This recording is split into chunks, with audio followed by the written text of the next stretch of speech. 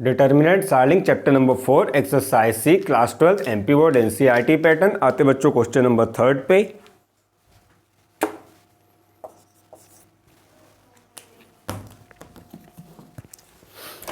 यहाँ पर एक सारलिंग दिया हुआ है, कह रहा है कि इसका मान ज्ञात कीजिए। ठीक है, तो एक सारलिंग दिया हुआ, उसके मेंबर है पहली रो के 23, 12, 11। ठीक है, दूसरी रो के मेंबर हैं 36, 10 और 26। तीसरी रो के मेंबर हैं 63, 26 और 37। ठीक है, 37। ओके, तो कह रहा है कि दिए गए सारणिक का मान ज्ञात कीजिए। इसको आप ट्रेडिशनल तरीके से सॉल्व करोगे तो भी सेम आंसर देगा, या फिर संक्रिया लगा के ऑपरेशन लगा के सॉल्व करोगे तो भी सेम आंसर देगा।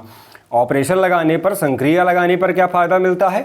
संक्रिया लगाने पर या ऑपरेशन लगाने पर थोड़ा सा कैलकुलेशन ईजी हो जाते हैं। ठीक है, कैलकुलेशन ईजी हो जाते हैं। तो इसमें देखते हैं कौन सी संक्रिया लगाएंगे, C1, C2, C3। ठीक है, तो यहाँ पर लगाएंगे हम C1 माइनस C1 पे देखो किस पे लगा रहे हैं, एरो के पहले वाला ये क्या बताता है कि इसका जो आउटपुट या आंसर मिलेगा वो कहाँ पर लिखना है। तो C1 पे लगा रहे हैं संक्रिया, और C1 पे संक्रिया लगा के आ रहे हो C1 minus C2 plus C3। मतलब C2 और C3 को जोड़ दो, दूसरे स्तंभ और तीसरे स्तंभ को, दूसरे कॉलम और तीसरे कॉलम को जोड़कर उसे पहले कॉलम से घटा लो, दूसरे और तीसरे कॉलम को जोड़ करके उसे पहले कॉलम से घटा लो। तो देखो यहाँ पर लिख लेते हैं पहले कॉलम के मेंबर 23, 36 कॉलम में ही लिखते हैं। ठीक है, 23, 36 और 63 ये कॉलम 1 के मेंबर हैं। अब C2 और C3 को जोड़ दो तो 12 प्लस 11 2 1 3 2 1 3 23।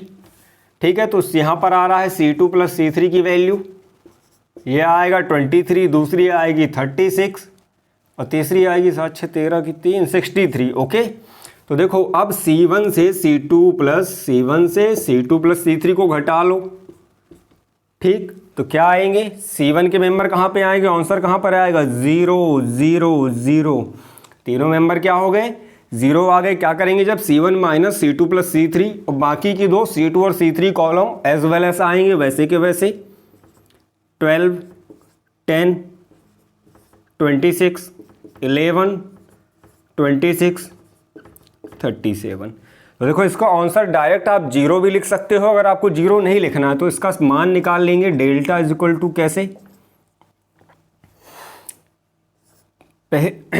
इसमें हम कैसे लगाएंगे, इसमें हम लगाएंगे ऑपरेशन। इसमें हम ऑपरेशन लगा देंगे क्योंकि देखो तीनों मेंबर सीधे 0 बनाना है। तो प्रथम स्तंभ की पंक्तियों पर प्रथम स्तंभ की पंक्ति, प्रथम स्तंभ के अवयवों के पदों में प्रसार करने पर। ठीक है, कॉलम रो वाइज भी एक्सपांसन होता है और कॉलम वाइज भी एक्सपांसन होता है। तो प्रथम स्तंभ के अवयवों के पदों में प्रसार करने पर, प्रथम स्तंभ के अवयवों के पदों में प्रसार करने पर। तो देखो पहला यहाँ पर फॉर्मूला क्या बनेगा,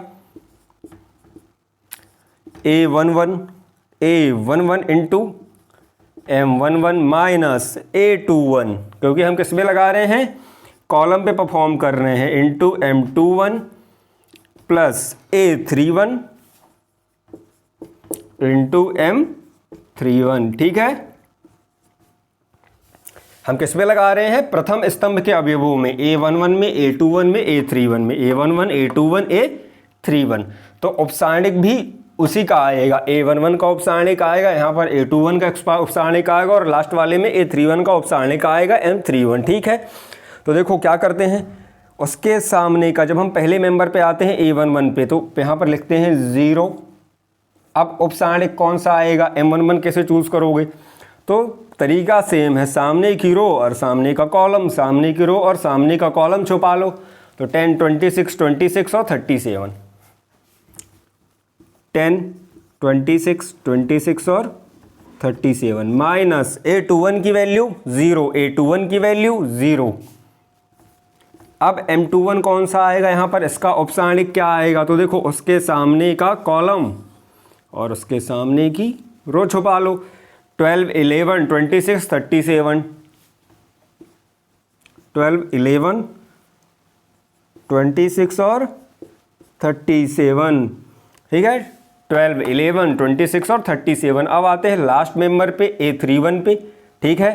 तो A31 पे क्या करोगे, कॉलम तो सेम रहेगा, रो बदल जाएगी, तो उसके सामने का कॉलम यानी ये और उसके सामने की रो यानी लास्ट वाली रो, R3 को छुपा लो तो उपसारणिक M31 मिल जाएगा, सॉरी M31 मिल जाएगा। 12, 11, 10 और 26, 12, 11, 10 और 26।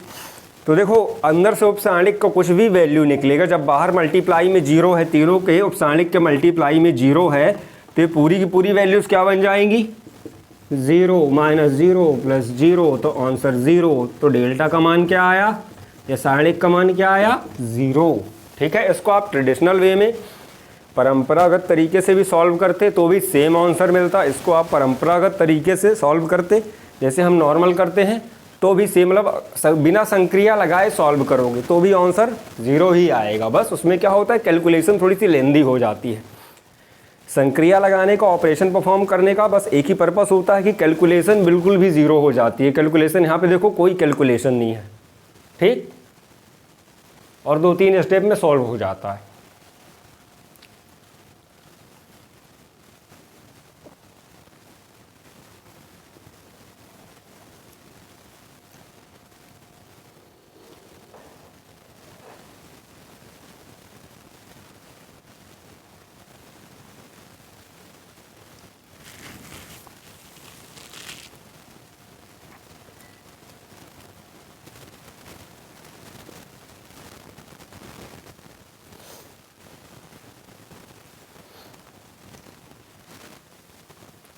आते हैं बच्चों क्वेश्चन नंबर 4 पे। आई होप कि आपको डिटर्मिनेंट सारणिक बहुत ही ईजिली समझ में आ रहा होगा।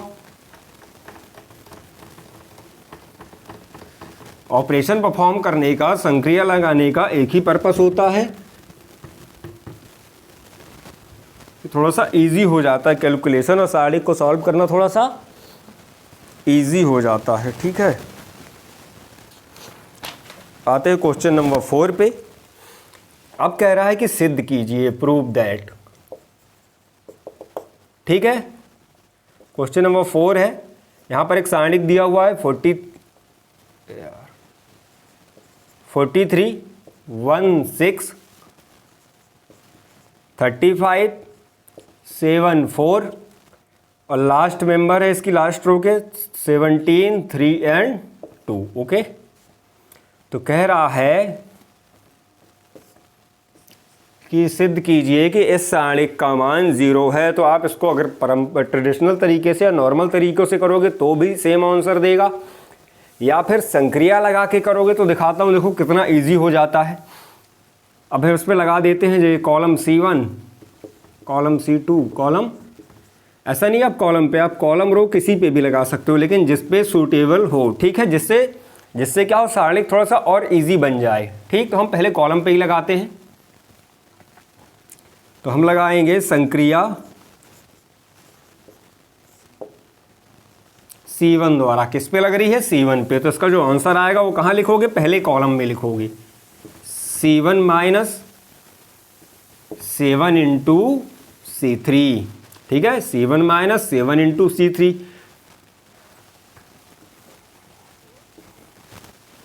तो डेल्टा का मान निकल आएगा यहाँ से। तो देखो यहाँ पे लिख लेते हैं, C1 की वैल्यू 43, 35, 17। अब 7 का मल्टीप्लाई करो पहले इसे C3 के सारे मेंबर में, 7 का मल्टीप्लाई करोगे C3 के सारे मेंबर में, तो 7 42, 7 चुके 28, 7 दूनी 14। एक सेकंड, कुछ तो गड़बड़ है क्या,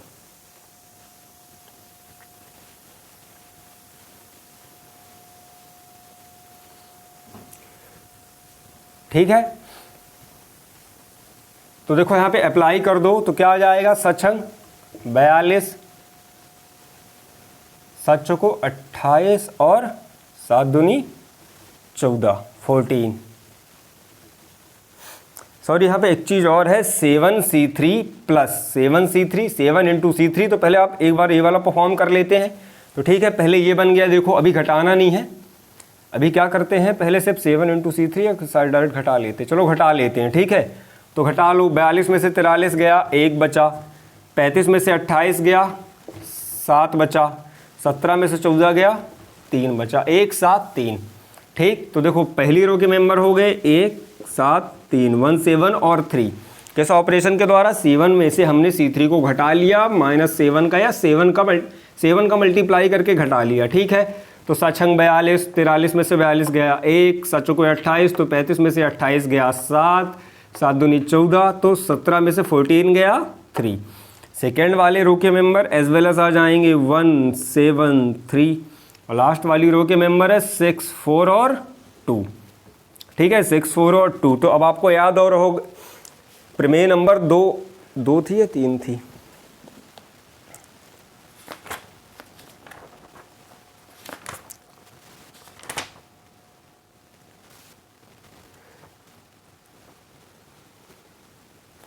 प्रमेय नंबर 3 कि जब किसी सारणिक की 2 पंक्तियां या 2 स्तंभ, 2 पंक्तियां या 2 स्तंभ, तो यहाँ पे क्या है, C1 और C2 क्या है बच्चों, आइडेंटिकल हैं।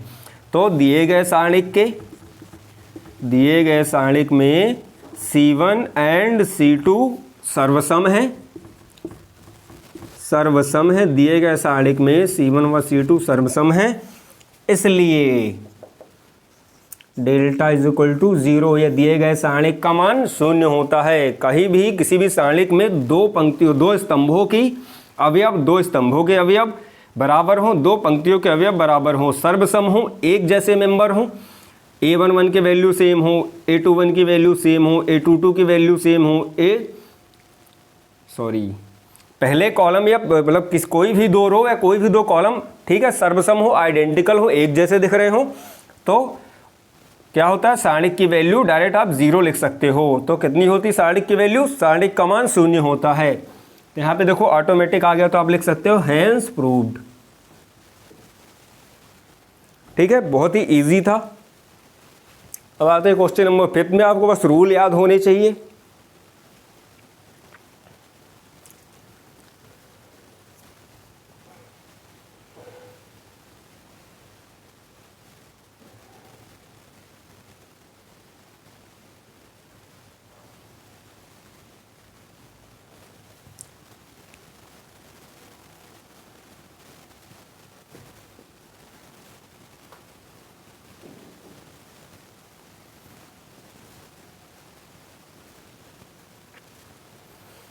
आते क्वेश्चन नंबर 5 में,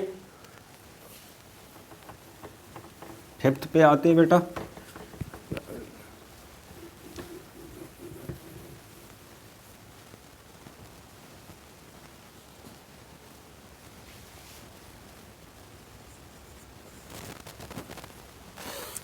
क्वेश्चन नंबर 5 है, यहाँ पर एक सारणिक दिया हुआ है, मेंबर है 2 1 2 1 0 0 1 1 और 2 इज इक्वल टू 0। ठीक है, तो कह रहा है कि सिद्ध कीजिए कि सारणिक का मान 0 होगा। सारणिक का मान क्या होगा, 0 होगा। तो देखो यहाँ पे भी क्या है, ठीक है, हम सबसे पहले सारणिक लिख लेते हैं, रो 1 रो 2 रो 3। तो सारणिक का मान तो नॉर्मल तरीके से सॉल्व करके भी कर सकते हो, लेकिन यहाँ पे कह रहा है कि सिद्ध कीजिए। ठीक है, तो उस तरीके से भी वही आएगा, लेकिन हम यहाँ पे संक्रिया लगा के थोड़ा सा ईजी कर देंगे।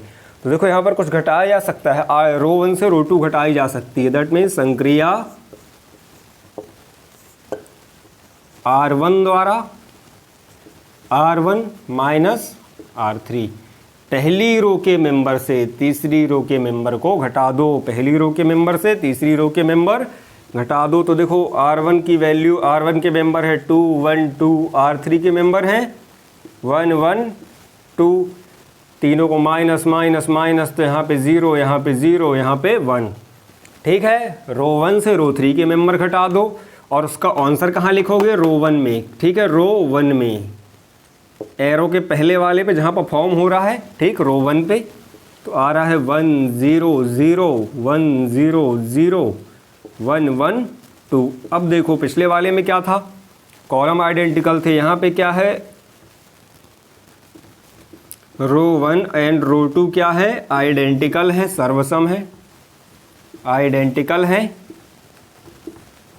या सर्वसम है, क्या है, रो 1 व रो 2 सर्वसम है, इसलिए दिए गए सारणिक का मान 0 है।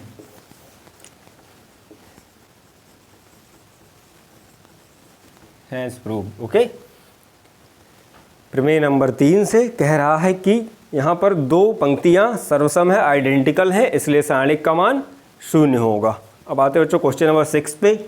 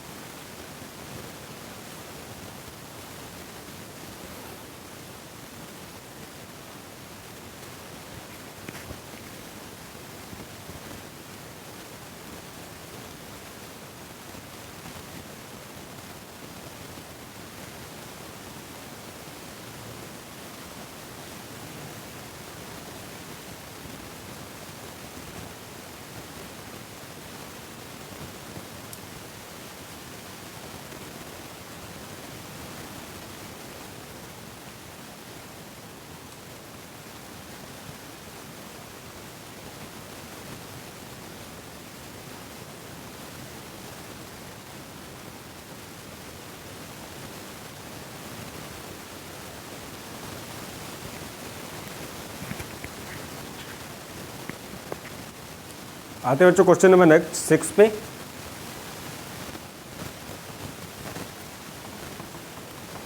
आई होप कि आपको डिटर्मिनेंट बहुत ही इजीली समझ में आ रहे होंगे।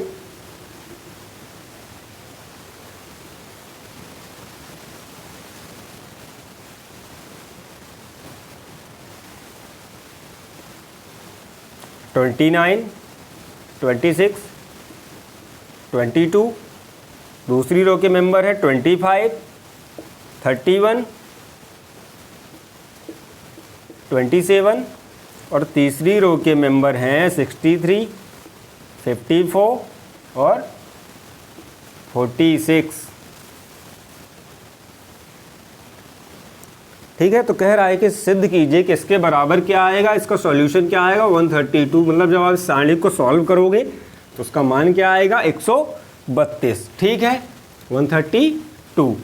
अब हम इस सारणी को लेके चलते हैं। तो देखो इसमें सबसे पहले क्या करोगे, यहाँ पे देखो C1, C2, C3। तो इसमें दो संक्रियाएं एक साथ लगाएंगे। पहली संक्रिया या ऑपरेशन C1 पे परफॉर्म करेंगे तो C1 माइनस C2 एंड दूसरा C2 पे परफॉर्म करोगे C2 माइनस C3। ठीक है, जब हम कॉलम स्तंभ 1 से स्तंभ 2 को घटाएंगे, कॉलम 1 से कॉलम 2 को घटाएंगे, तो देखो कॉलम 1 से कॉलम 2 को घटा दो सीधे सीधे। कॉलम 1 से कॉलम 2 को घटा दो तो क्या आएगा यहाँ पे 29 माइनस 26, 3 है ना, 25 तो 5 6 6 है ना, 6 5 11 और 63 माइनस 54 तो 3 यहाँ से हटा दो 9, 3 6 9। पहली रो के मेंबर आए 3 6 और 9। 29 में से 26 गया 3, 25 यहाँ माइनस का 6 आएगा, वही तो गड़बड़ हो रहा था। 3 माइनस 6 और 9, 3 माइनस 6 और 9। भाई आप कॉलम 1 से कॉलम 2 को घटा दो तो 29 से 26 गया 3, 25 से माइनस 31 करोगे तो क्या आएगा माइनस का 6 और 63 से 54 को माइनस करोगे तो 9 आएगा। अब कॉलम 2 पे परफॉर्म करते हैं। कॉलम 2 से कॉलम 3 को घटा दो तो 26 से 22 गया 4, 31 से 27 गया तो 4,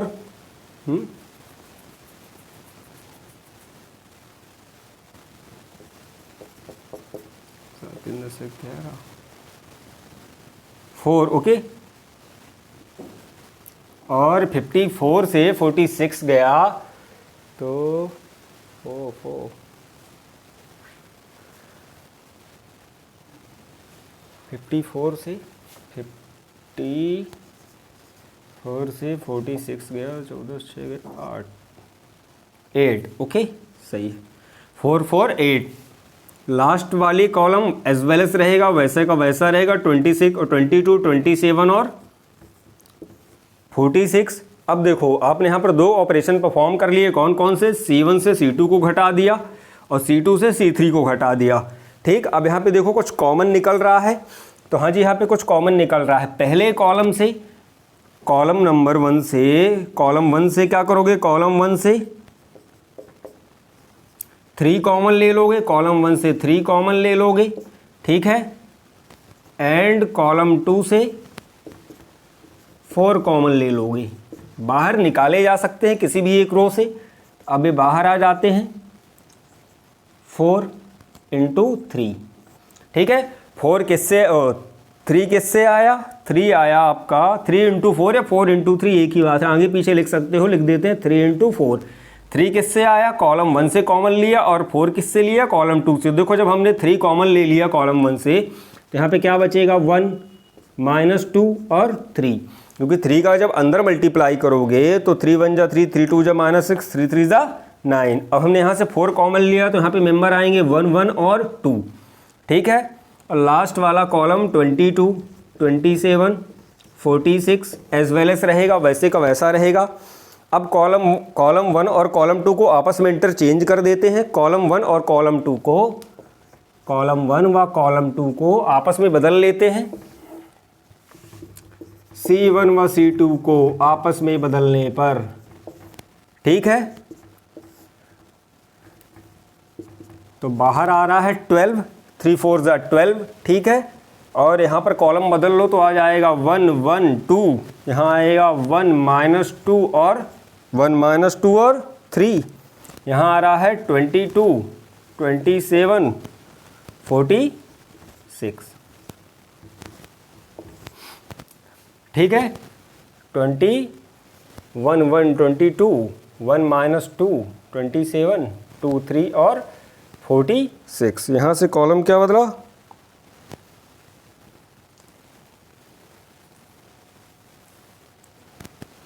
ठीक है, चेंज किया, हाँ।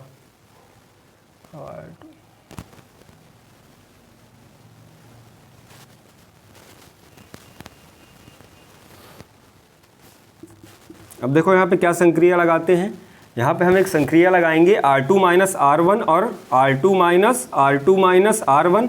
ये पहली रो, ये दूसरी रो और ये तीसरी रो, ठीक है। तो R2 - R1, रो 2 से रो 1 को घटा दो, रो 2 से रो 1 को घटा दो। R2 - R1, ठीक है। R2 - R1, R2 पे परफॉर्म करोगे तो 1 1 22, first row as well as रहेगी, वैसी की वैसी, उसमें कोई भी चेंज नहीं आएगा। जब 1 में से 1 गया 0, -2 से -1 -3, और 27 से 22 गया तो 5, ठीक है, हाँ। और रो 3 से, एंड रो 3 पे क्या परफॉर्म करोगे? रो 3 माइनस 22 दूना 44, बड़ा नंबर हटाना है ना, तो 2R1। रो 3 से 2R1 कर दोगे तो देखो 2 का मल्टीप्लाई कर लो फर्स्ट रो में, तो 2 1 जा 2, 2 1 जा 2, यहाँ पे क्या बनेगा 2 2 44। अब इसको घटा लो किससे? रो 3 से, तो 2 में से 2 गया 0, 3 में से 2 गया 1, और 46 में से 44 गया तो 2, ठीक है। अब इसको क्या करते हैं? प्रसार कर लेते हैं। प्रथम कॉलम, प्रथम स्तंभ के अवयवों, प्रथम स्तंभ के अवयवों के पदों में प्रसार करने पर, प्रथम स्तंभ के अवयवों के पदों में प्रसार करने पर, तो एक्सपांसन कर लोगे तो 12 इंटू, ठीक है, ये अलग से रहेगा। इसमें पहला मेंबर आएगा 1, ठीक है, ये इस कॉलम के पहले कॉलम के प्रथम स्तंभ के अवयवों के पदों में प्रसार करने पर, और इसका उपसारणिक आएगा -3 5 1 और 2। दूसरा मेंबर आएगा 0 -0, ठीक है। इसका उपसारणिक आएगा, सामने का कॉलम तो छुपा ही है, सामने की रो छुपा लो, तो 1 22 1 और 2, 1 22 1। देखो ये वाली जब दूसरा वाला मेंबर लोगे, दूसरा तो क्या करोगे, सामने का कॉलम सामने की रो छुपा लो तो उसका उपसारणिक मिलता है 1, 22, 1 और 2, ठीक है। और जब तीसरा मेंबर लोगे तो उसके सामने का कॉलम तो पहले से छुपा है, इसके सामने की रो छुपा लो तो +0 उपसारणिक आएगा 1, 22 -3 और 5, 1, 22 -3 और 5, ठीक है। तो ये दोनों सॉल्व करने की जरूरत नहीं है, बाहर 0 का मल्टीप्लाई है तो उपसारणिक का मान कुछ भी आए ये 0 हो जाएंगे ऑटोमेटिक। हमें सिर्फ इसे सॉल्व करना, उसको डायरेक्ट 12 में मल्टीप्लाई कर देना 12 पे। बाहर 1 है तो 1 को भी रखने की जरूरत नहीं है, तो देखो ये हो जाएगा -3 × 2 -5 × 1, ठीक है। 5 × 1 तो 2 3 ज़ा -3 × 2 तो 3 2 ज़ा 6 और 3 2 ज़ा 6, ठीक है। यहाँ पे आया -6 -5 माइनस प्लस का 6 5 11 -12 × -11 -132, क्या है 132, -132 कैसे आ रहा फिर अपना,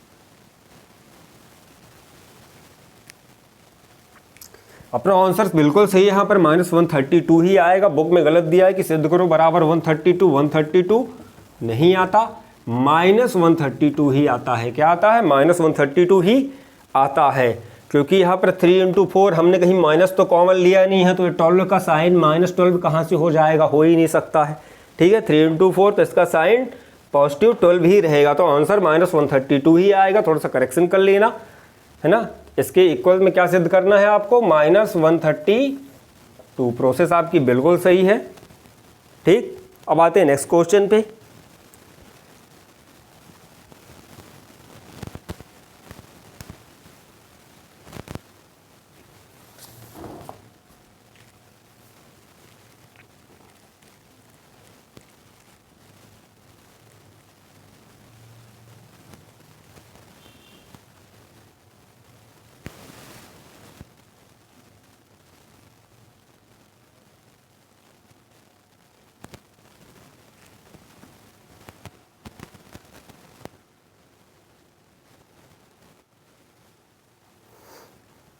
सॉरी, यहाँ पर प्रमेय नंबर 2 लग जाती है। देखो प्रमेय नंबर 2 क्या थी, ये -132 ही आएगा, आपका आंसर सही है। लेकिन उसको लिखते 132 कहता है कि जब किसी दो स्तंभों या पंक्तियों को हमने कहीं पर चेंज किया था, आपस में बदल लिया जाए, स्तंभों या पंक्तियों को आपस में बदल लिया जाए, तो सारणिक का संख्यात्मक मान वही रहता है पर उसका चिन्ह बदल जाता है ना। तो प्रमेय 2 से, यहाँ पे आप लिख सकते हो प्रमेय 2 से,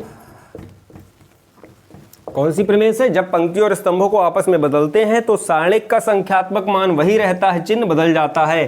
दैट मीन्स आंसर -132 न होके क्या आएगा, 132। क्या आएगा बच्चों, 132 प्रमेय नंबर 2 से, ठीक है। जब किसी सारणिक की दो पंक्तियों या स्तंभों को आपस में बदल लिया जाए तो उसका संख्यात्मक मान वही रहता है, उसका चिन्ह बदल जाता है, उसका संख्यात्मक मान वही रहता है। एक्चुअली यहाँ से गड़बड़ हुई है, ठीक है। जब क्या होगा, हमने यहाँ पर क्या किया था, कॉलम को आपस में चेंज किया था, तो प्रमेय 2 से यहाँ पर 12 का मान क्या आएगा, -12, माइनस ऑटोमेटिक बाहर लग जाएगा। क्या लग जाएगा, माइनस अलग से लग जाएगा, ठीक है। यहाँ माइनस अलग से लग जाएगा,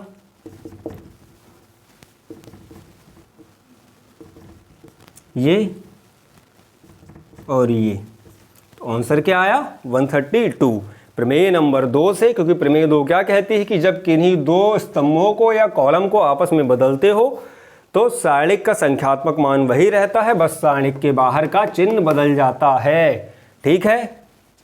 साढ़े का चिन्ह बदल जाता है। ठीक है, तो आंसर अब आएगा 132, इसलिए यहाँ पर 12 के साथ में माइनस लगा देते हैं। प्रमेय 2 से, प्रमेय संख्या 2 से, ठीक है, सारणिक का संख्यात्मक मान वही रहता है, बस क्या होता है, सारणिक का चिन्ह बदल जाता है। तो जब भी आप कभी स्तंभों और कॉलम को आपस में इंटरचेंज करें तो उसके बाहर अगर पॉजिटिव साइन है तो साइन नेगेटिव कर दे, और साइन अगर यहाँ पर, जैसे यहाँ पर देखो 12 के पहले क्या था, यहाँ पर साइन पॉजिटिव था, 3 4 12, ठीक है, 3 4 12 था, क्या था, पॉजिटिव साइन था यहाँ पे। तो जब भी स्तंभों या पंक्तियों को आपस में बदले तो उसके बाहर का साइन भी बदलने। ठीक, छोटी छोटी गलतियां हो जाती, मुझे भी एकदम से ध्यान नहीं था। आई होप कि आपको अच्छे से क्लियर हो गया होगा। आपको प्रमेय याद करनी पड़ेंगी, आपको जितनी अच्छी प्रमेय याद रहेंगी उतना अच्छा आप सॉल्व कर पाओगे।